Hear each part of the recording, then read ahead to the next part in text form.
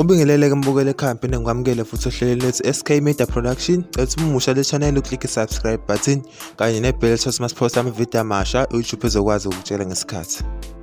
Kanti ukuthi kuphathele zona mbukeli sikuphathele indaba ezisilaphana.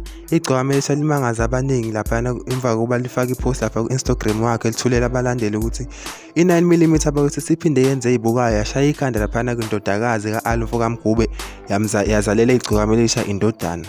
Okuchaza abaningi-ke mbukeli wami ngalolu daba lensizwa lenoduyaza uphinde wabhala khona laphana futhi kuyi-caption yayo le post etshela abalandeli ukuthi uzoyihlawula le indodana yakhe laphana kubukwa Ali Mgube ngokukhulu ukushesha njengensizwa futhi enemali nezazi into zayo.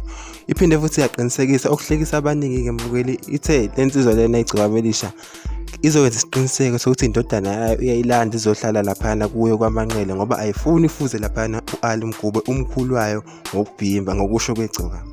Sengigoqa-ke mbukela ividiyo yami namhlanje izocela ukuthi laphana e-comment section ushuvo lakho ngalolu daba enganza ukuthi sengehlela ngezansi. Sophinde sibonane futhi nakwenye ividiyo elandelayo.